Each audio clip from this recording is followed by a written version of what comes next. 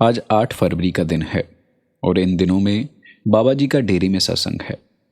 और कल बाबा जी ने 7 फरवरी को संगत के साथ सवाल जवाब और संगत को दर्शन दिए। और इन सवाल जवाबों में बाबा जी ने संगत को खूब हंसाया और हजूर जी भी बाबा जी के जवाब सुनकर खिलखिलाकर हंसने लगे और संगत जी देखकर बहुत खुश हुई।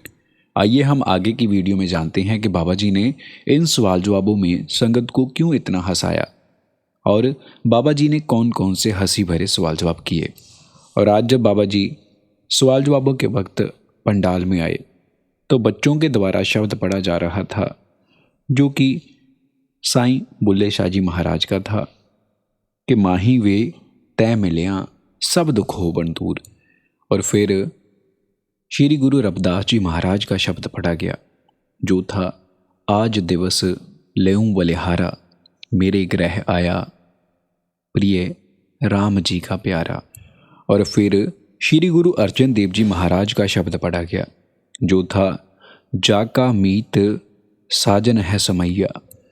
और फिर इसके बाद श्री गुरु अर्जन देव जी महाराज का शब्द पढ़ा गया जो था सतगुर पास बिनंतियाँ मिले नाम अधारा। और फिर इस शब्द के बाद बाबा जी के सवाल जवाब का सेशन शुरू हुआ। फिर किसी व्यक्ति ने सवाल किया, कहा बाबा जी हमारे अंतर में मालिक के सच्चे प्रेम की कमी है और मालिक को खुश करने के लिए हमारे अंतर में इतनी तड़प नहीं है। बाबा जी हमें क्या करना चाहिए कि हम उस सच्ची भावना को जागृत कर सकें। इस पर बाबा जी ने फरमाया कि देखो बेटा, इंसान ने अपने दायरे को कम कर लिया है। जो ताकत इन चीज़ों से ऊपर है उसको इंसान भूल कर बैठ गया है।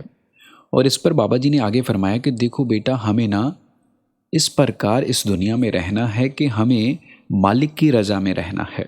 और जब हम ऐसा करेंगे तब मालिक हमें किसी प्रकार की कमी नहीं छोड़ेगा।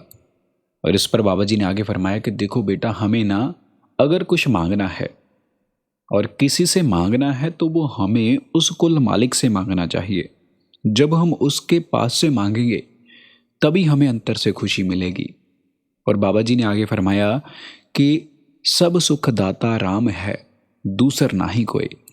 फिर उसी व्यक्ति ने आगे वैसा ही सवाल किया, कहा बाबा जी कि जैसे बबीहे के अंतर अपने प्रीतम के लिए तड़प होती है, क्या वैसी ही तड़प हमारे अंतर कैसे पैदा होगी।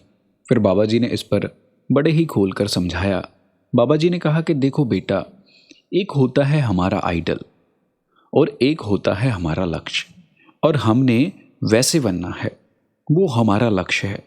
बाबा जी ने कहा कि ये जो उदाहरणें हमें जहाँ पर दी जाती हैं ये इसलिए दी जाती हैं कि हम अपने अंतर वैसी ही प्रेम की भावना पैदा कर सकें। और बाबा जी ने फरमाया कि ऐसी भावना जब हमारे अंतर पैदा होगी तब हमारा प्यार मालिक के साथ अपने आप बढ़ेगा। फिर किसी बीबी ने बाबा जी को सवाल किया, कहा बाबा जी जिस सेंटर हमने बड़े ही प्रेम से तैयार किया है और जहाँ की संगत आपका इंतज़ार कर रही है, क्या बाबा जी आप जहाँ पर आओगे। इस पर बाबा जी ने फरमाया कि देखो बेटा, क्या जहाँ पर कोई ऐसा सत्संग है जिसे संगत ने अपने प्रेम से नहीं तैयार किया है। इस पर बाबा जी ने फरमाया कि देखो बेटा, जहाँ पर सबकी प्रेम की भावना है। और इस सवाल पर बाबा जी ने आगे फरमाया कि देखो बेटा, जब हमें मौका लगेगा तब हम जरूर आएंगे। फिर आगे बीबी ने सवाल किया, कहा बाबा जी उसने पहले गुरबाणी की तुक पढ़ी कि सब ने सोरे बंजना सब मुकलावन हार। बाबा जी ये हमें फरमाया जाता है। उसने कहा बाबा जी मेरी ये इच्छा है कि आप हमें अंत समय लेने आएं और मुझे जिंदगी से कुछ नहीं चाहिए। इस पर बाबा जी ने फरमाया कि देखो बेटा, हमारी इच्छा तो बहुत अच्छी है पर इन बातों को हमने अपने लफ्ज़ों के दायरे में नहीं रखना है। इन चीज़ों को हमने अपनी करनी में जाहिर करना है। जब तक हम इन चीज़ों को अपनी करनी में जाहिर नहीं ना करते तब तक हमें कुछ हासिल नहीं होगा। फिर उस बीबी ने फिर से वैसे ही बात की। इस पर बाबा जी ने फरमाया कि देखो बेटा, अगर बातों से हमारी ज़िंदगी सफल हो जाती फिर तो काम ही बड़ा आसान था। फिर किसी व्यक्ति ने सेवादारों से संबंधित प्रश्न किया। उसने कहा बाबा जी फलानी जगह पर मेरे से कोई गलती हो गई थी, जिसके कारण मेरा बैच कैंसिल कर दिया गया। और बाबा जी, मैंने बहुत बार एडमिनिस्ट्रेशन से माफ़ी मांगी, पर वो मुझे माफ़ नहीं कर रहे। बाबा जी, गुरु घर में ही तो माफ़ी मिलती है। इस पर बाबा जी ने फरमाया कि देखो बेटा, गुरु के पास तो हमेशा माफ़ी ही माफ़ी होती है, पर सेवादार ने सेवा वैसे ही निभानी है जैसे उसे हुक्म किया गया है।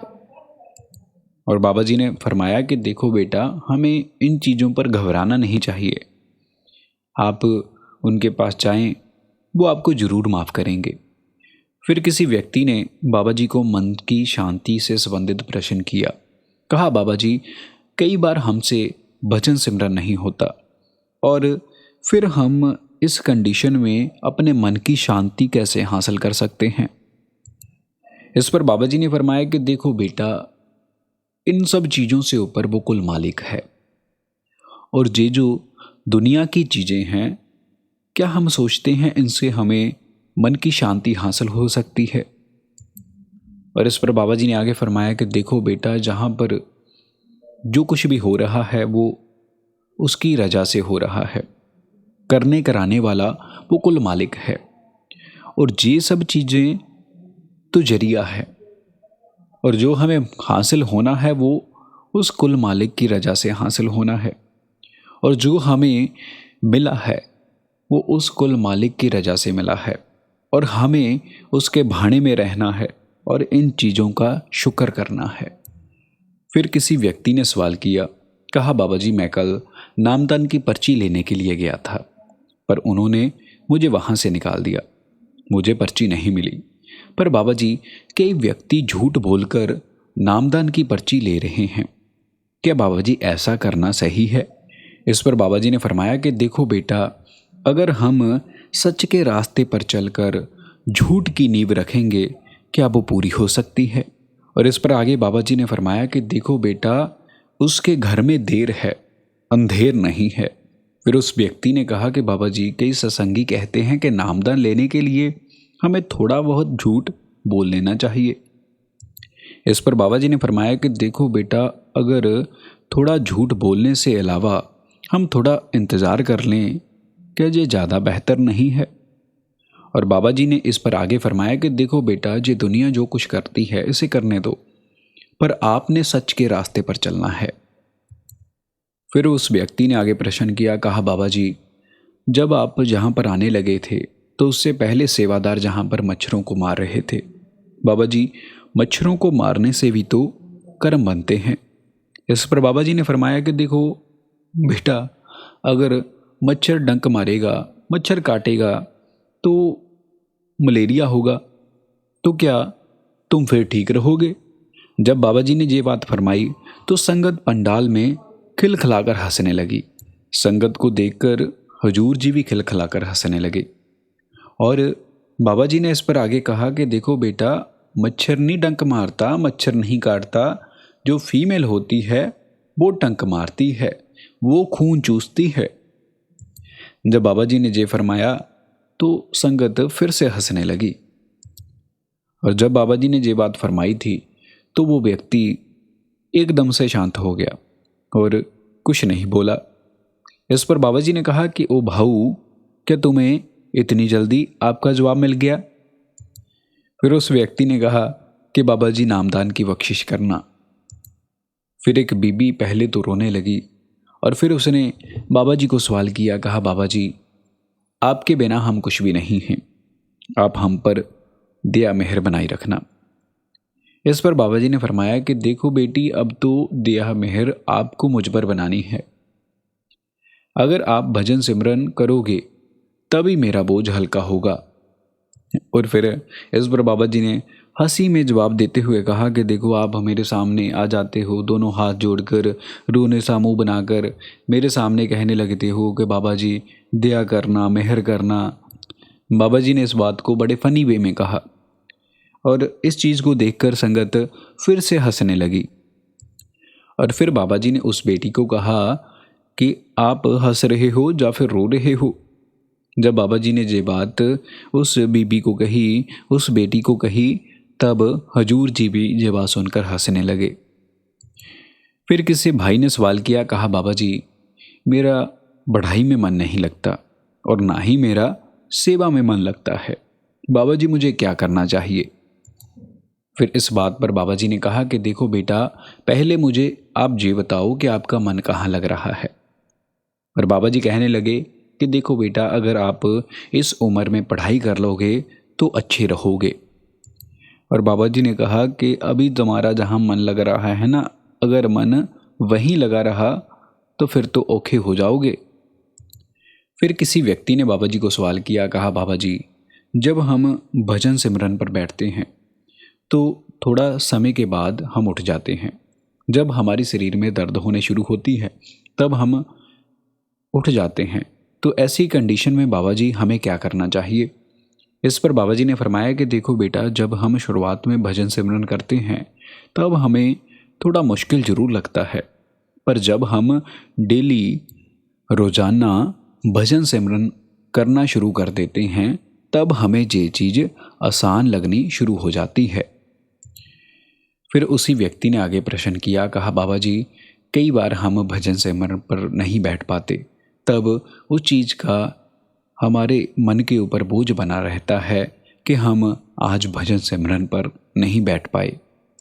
इस पर बाबा जी ने फरमाया कि देखो बेटा, ऐसा पश्चाताप होना, ऐसा महसूस होना बड़ी अच्छी बात है।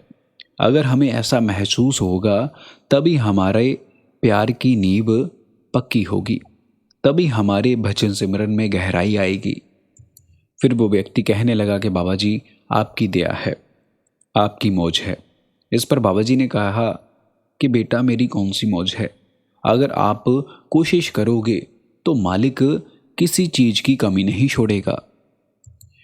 फिर इस पर बाबा जी ने फरमाया कि देखो बेटा, हमें पीछे मुड़कर नहीं देखना है, हमने नाम की कमाई करते चलना है।